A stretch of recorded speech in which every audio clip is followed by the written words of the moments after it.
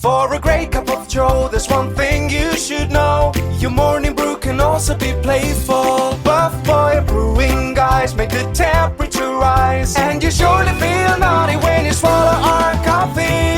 If you want some real heat, give your mouth a fine treat. You will want some more, rest assured. Buff Boy Brewing, you can't get enough of.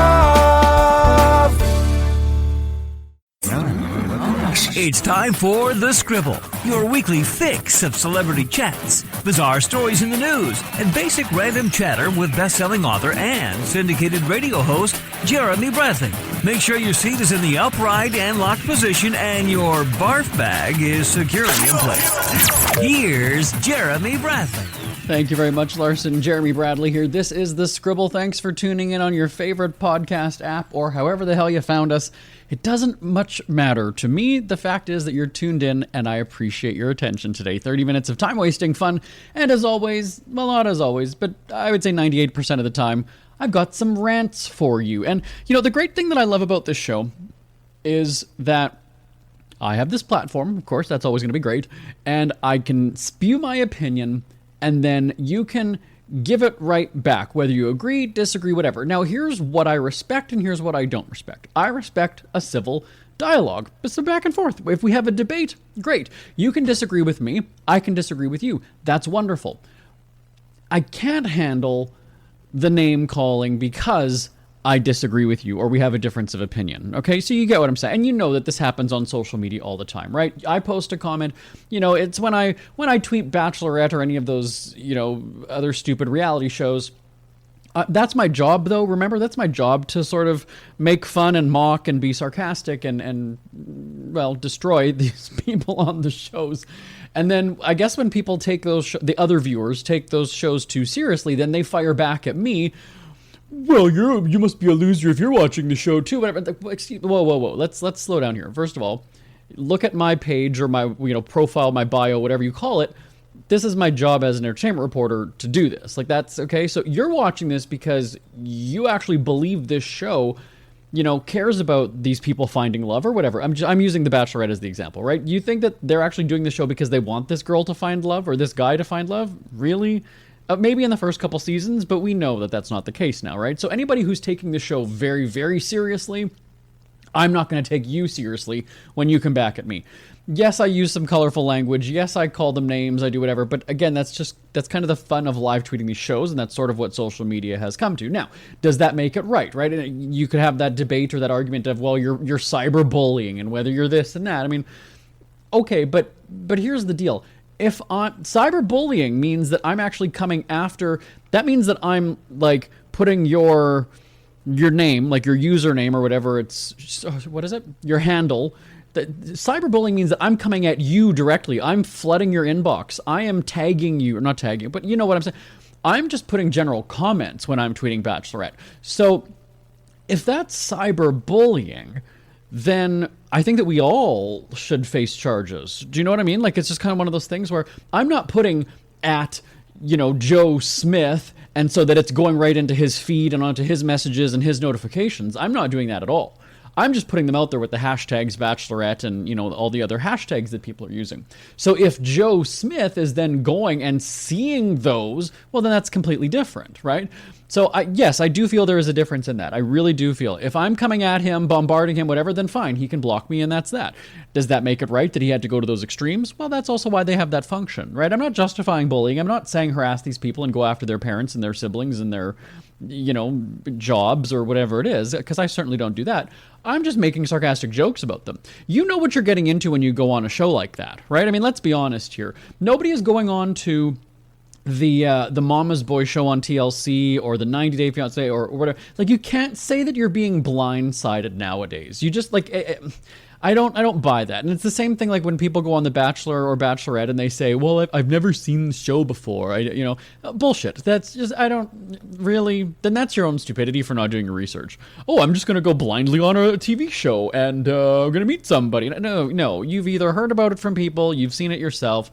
Don't give me that crap. So, coming after 4 minutes of that rant, coming up on the show today, I'm going to continue with this conversation because somebody actually did come at me for a tweet that I put out about Big Brother several weeks ago. Now, I should tell you that this show is right now that you're listening to is being taped a few weeks in advance. So this discussion and whatever that I had with somebody happened a few weeks ago. So if you're expecting to scroll to my Twitter right now and see it, it was back in August, just so we're clear on that. But yeah, more about, just social media and how this woman was coming at me. But does it really matter my background, my bio, my story? Do you need to know my backstory before you come at me? I'll tell you what I mean coming up in the next segment, and it starts on the Scribble right after this. This statement has not been evaluated by the Food and Drug Administration. This product is not intended to diagnose, treat, cure, or prevent any disease. No offense, but are you a little fat when you look in the mirror? How would you like to learn the secret to losing 3 to 5 pounds a week without joining the gym or going through any crazy diets? It's called Body Sculpt RX. For the last 2 decades, we've helped countless people lose thousands of pounds. And now, it's your turn. Learn how to lose weight with one simple phone call and no prescription needed. You'll see an amazing difference in a matter of days. Don't believe us? We'll offer you a risk-free money-back guarantee. So, if you're ready to start losing weight, call right now and get a free month supply with your first order of Body Sculpt RX. Call now. You have nothing to lose but the pounds. 800-459-6838. 800-459-6838. 800-459-6838. That's 800-459-6838. Jeremy Bradley here, back on the Scribble. All right, so let me just sort of give you the ins and outs of my live tweeting so that you understand the background. I'm not just doing it because I'm at home watching TV. I mean, I guess I might sometimes, but with my contract as an entertainment reporter for some radio stations, I generally will interview the people from The Bachelor and Bachelorette after the finale. So you know how there's the big episode where they reveal who the couple is at the end, and then they do the after the final rose show, so they catch up, and that's where you hear about the drama or how much in love they are now that they can be a couple in public. And then I will talk with them the next morning on the radio. So they'll do a radio or a media blitz. I'll talk with them, and then that gets fed out to stations that I do the entertainment reporting for. So my live tweeting is kind of part of the contract that I have with stations as being their entertainment reporter and their, commentator, if you will, about The Bachelor and Bachelorette. Okay, so people know that, or most people know who follow me and whatever, is that, yeah, you're going to see some really inappropriate comments. Certainly not anything that you would generally, I would think, do to a person or for a person generally on social media. And what I mean by that is, yeah, I'm going to be using the words, tramp, whore, and all these things because it's in jest about the show, right? I'm not going after a woman in general and saying, oh, you big whore, whatever. If I am, it's jokingly, and there's, a bit more context to it, which is kind of like, okay, he's just mocking this show for 2 hours, so I get it, right? Now, on the surface, if you're just seeing the one tweet, sure, you don't kind of know that backstory. And that's kind of what I was just alluding to in the last segment is, if you just happen to see my one tweet where I use the word slut or whore or whatever, oh my God, that's terrible. And something that's really fascinating to me, and what I find to be, and when I say fascinating, I don't mean it in a good way, but it's so dangerous right now because something that I've encountered several times on social media is I will make a comment, and let's say the person happens to be a woman, or let's say she happens to be, or the person happens to be black, or okay, let's do a double zinger there, a black woman.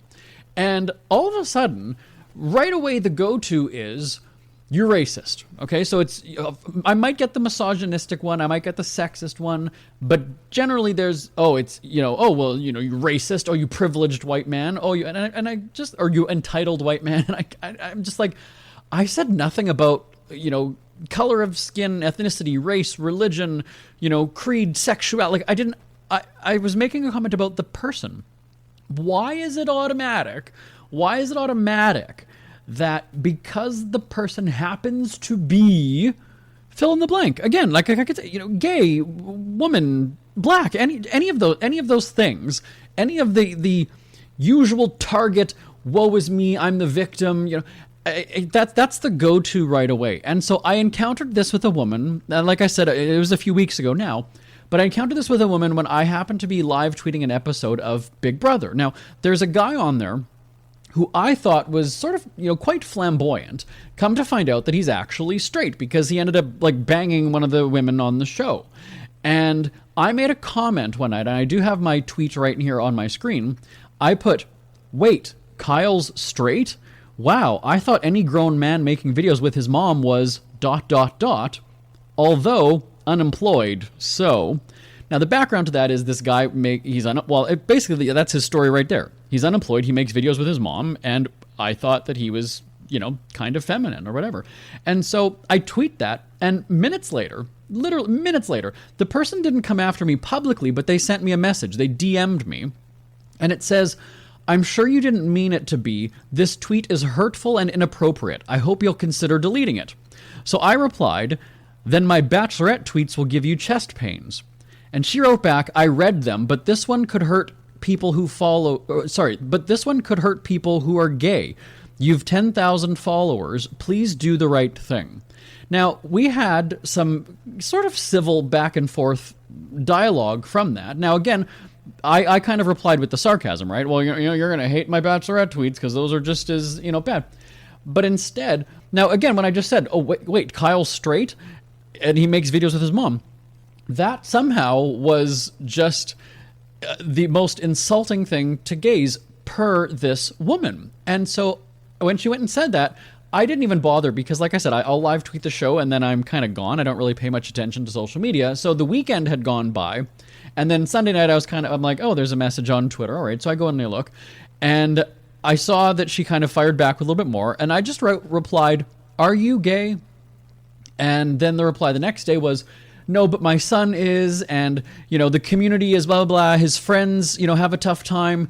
There's so much suicide in the community, blah, blah." And then she sent me a link to the Trevor Project, and again, was sort of like, "I encourage you to, delete the tweet. It's, it's the best thing to do." And I said, this tweet was on a Thursday, and she's saying this to me like on a Monday. Like, the tweet is long forgotten about. Anybody who laughed at it in that moment has already forgotten that I tweeted that. Nobody's going to remember it, right?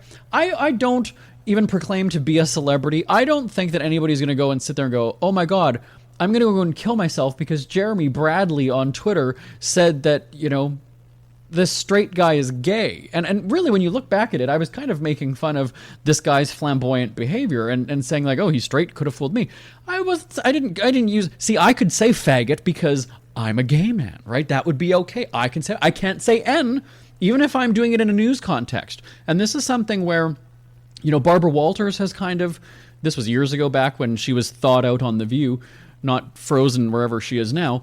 But there was this big debate, and Sherry Shepherd, new talk show host or solo talk show host Sherry Shepherd, said, "I'm okay hearing Whoopi Goldberg say the N-word.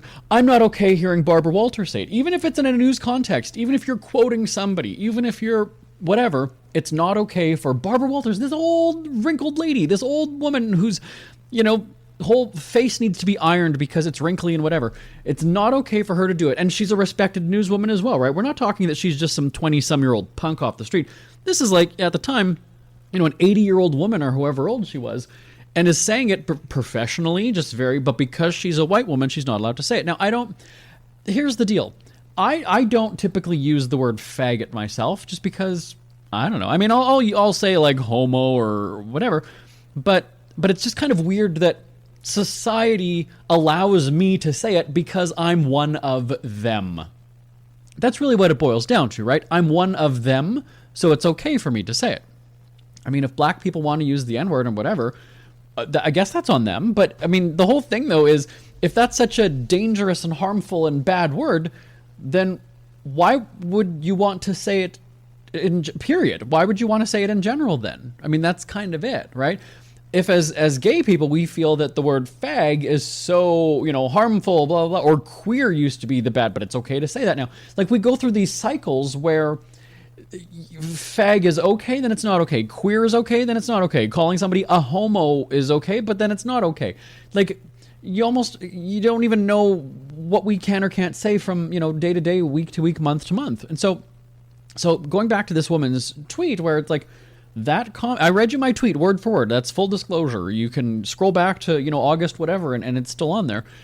And I just kind of thought, wow, this woman is triggered by that. That's I think a mommy issue at this point, because I get that you want to stick up for your kid, but was I insulting your kid directly? Did your kid see the tweet and then come run to you and say, "Oh, look at what Jeremy Bradley tweeted. That's going to make me cry. I'm going to go hang myself in the basement." And I'm not making light of suicide. I'm just saying that that's a very extreme reaction to go and say. Now, you could always, anybody can go and say, well, my words didn't hurt anybody, whatever. Well, they could have, I guess, but then tell me that they did. And so with this person, that's where it's like, okay, so you're not gay. Here's the deal. And I don't like to play that, well, I am, so I can say it card, because, again, that's just, I feel that's a cheap way to sort of put your foot down and end a discussion, right? So I did kind of go back and forth with her for a little bit. Now, again, at the same time, it always was professional. There was no, like, insulting. There was nothing like that. And because also she's from my hometown too, and she's a business owner, and I guess people would know her, and so I kind of kept it civil for that respect. And again, she wasn't coming at me swinging either, so I had no reason to kind of retaliate and go at her. But anyway, so through the course of several messages back, and these are DMs, they're not public, but they're going through the course of the conversation, she then kind of goes and says, well, it's harmful, blah blah blah. There's this. There's so much discrimination and it's hurtful, and people, the suicide rate. And then she sent me the link to the Trevor Project. And so that's when I just said, well, but as a gay man, like, not everything is a fight. It's not not everything is a fight. Not every comment or remark is a slam at gay people. I said, as a gay person, I can tell you that that's not harmful. And of course, that's my opinion. I don't speak for all gay people, but I just said, like, nobody is reading that much into it. Nobody's reading between the lines that much where they're just like, oh, he's suggesting that gay guys are flamboyant and da-da-da-da-da and da-da-da-da-da and da-da-da-da from that one sentence. No, you're inferring that. That's on you. And so I then did a screenshot of my tweet, and I sent that to my radio colleagues, just because, on these, when you have these back and forths with people on social media, sometimes you need to take that step back and go, okay, hold on. Maybe I am being unreasonable. Like, I'm standing my ground on my opinion. She's standing her ground on her opinion. So I send the screenshot of my tweet and her reply, what she said to me, that I've read to you.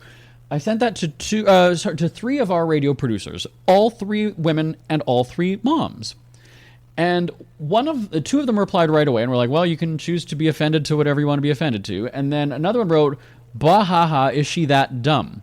So I blacked out their names on the replies, and I sent them back to this woman. I said, you know what? And I run things by people just to make sure that I'm not out of line or whatever. And I said, we have producers that watch my Bachelorette tweets, because if I'm into the booze and getting into it, I mean, there are some times where the tweet is like, oh, that's just a little bit too over the line, so they'll delete it or whatever. It doesn't happen often, as far as I know, but, there's still just those times where we might say something that we, isn't good. And so I'm just like, I've reviewed this with several people, producers who approve or disapprove my content on a daily basis, and they're just like, I don't get it. I don't get what's offensive about this. So I said, not everything is a fight to fight. You're making it a fight. There's nothing, like, you're fighting a fight that's not a fight, really. That's what I was trying to say the 7 times that I attempted it just now.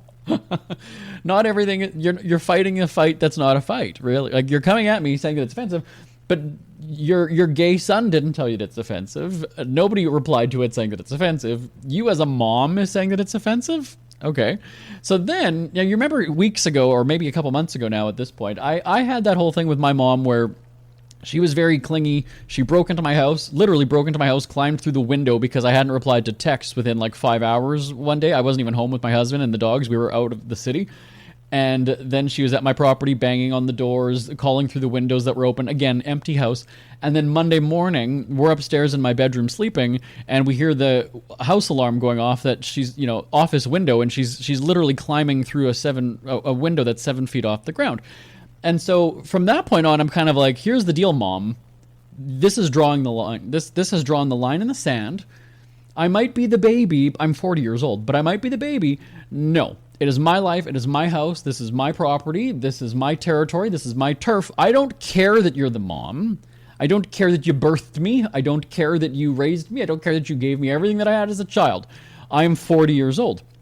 And so we had this back and forth where she went and said, you're not a parent. You wouldn't understand. That to me, and I've said this too on the show, is the biggest cop-out in the world. That is a lazy way, that is a jackass way of ending a disagreement, because that's the only, that you think that's going to end it. You're calling me stupid because I've never given birth, I'm not a parent, I don't have kids, I wouldn't understand. No different than if somebody goes and says, well, I could say to you, well, you're not gay. You wouldn't understand what it's like to be discriminated against. Well, yes, I think if you actually kind of sit there and hear the person and understand what they're saying, you can you grasp the situation, you understand. I'm not, black or racialized in any way. I'm not East Indian. I'm not, whatever. I'm not Chinese. I'm not whatever. But I can understand what racism is. I can understand what it would feel like to have people looking at you, to be, followed around in a store, to be teased on the bus. Like, all the places that you hear about, racism happening. I can understand it, though.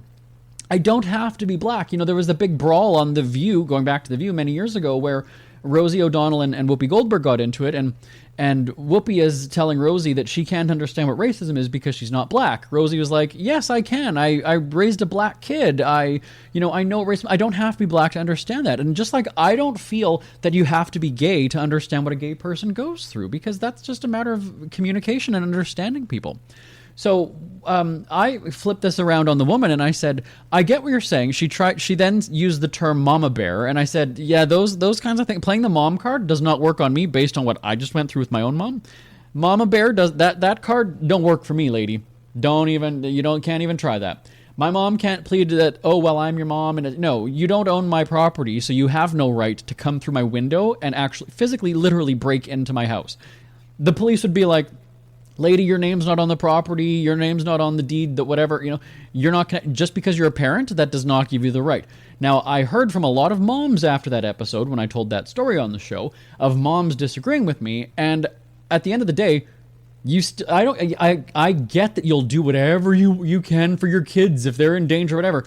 That's you just being, and I'm going to use the word hysterical because we always hear that guys use, that was my mom being hysterical. That we could argue that until the cows come home as well. That is a hysterical woman who is freaking out and climbing through a window to make sure her son isn't dead on the floor of his house. That's hysterics, okay? That's not me just going and saying, oh, you're an emotional woman. No, I'm not saying that. You're hysterical when you go to those lengths to come into my house and see if I'm there or not. You're in hysterics. So what I had said to this woman was, I said, I could easily flip this around and say, you're homophobic because you just said that gays are sensitive, suicidal, emotionally unstable, weak. You just said all of that. You just told me to delete the tweet because the homosexuals are weak and insecure and, suicidal. That's basically what I can flip that around and go and say that. You're coming at me. So then I didn't realize that I didn't know that you were gay. If I knew that you were gay, I wouldn't have told you to delete the tweet. So that goes back to what I said in the opening there is, do you need to know the backstory? Do you need to know my bio? Do you have to see a picture of me with my husband? Do I have to have a rainbow flag on my profile so then it's going to be okay that I make comments about gays? That's the thing that I don't get. You're jumping on somebody. You don't know my backstory. You're reactionary. You're reacting to what you've read. Did you click? I don't post a shit ton about my life and my husband or whatever, but, so all this, like, you're coming at me. And then she's basically going and saying like, oh, well, I'm sorry I told you to delete thread. So why is it okay now for me to make a comment that's harmful, right? Harmful, I think was the word. It's off my screen now. But she used the word harmful to gays. Like, that's where it's, oh, now it's okay though. Oh, it's not harmful now because you're a gay guy. No, you're good. You're fine. Well, that doesn't quite tread water with me. That's where it's sort of like, and it's a good thing for like profile picture because, what if I was just an anonymous page then, right? I mean, I at least there's a picture of me. So yeah, it was very strange to have this interaction. And then I did sort of take a parting shot and I just said, I said, I worked with a graphic designer years ago. And she would always go on and say that this guy, Andy, another graphic designer, well, Andy's picking on me because she was Filipino and she was gay. And it was always one of those things. He's picking on me because I'm Filipino or because I'm a lesbian. Andy's picking on me because I'm gay. And finally someone actually said to her, or maybe you're just a bitch to him. Maybe he just doesn't like you. That's okay.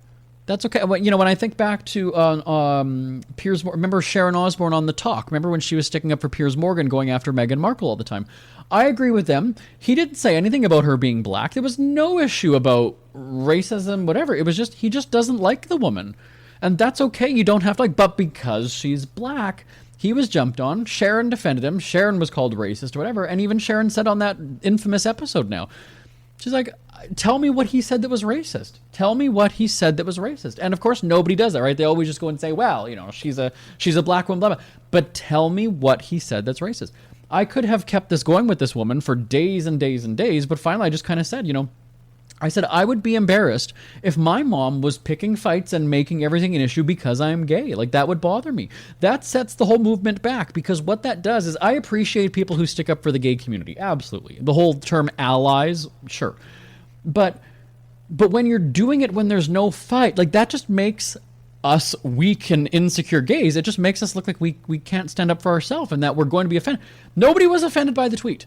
If there were 57 replies to it saying, Jeremy, you're an asshole, you fuckhead, take that down, you homophobic, you know, you bigot, take whatever, and then she DMs me on the side, okay, fine. You're the only one, people liked it or whatever it was, and she's the only one jumping on it. So, you know, and so then she, you know, tried to sort of backtrack, well, you know, I'm doing my best as a mom. You know, I'm a mama bear.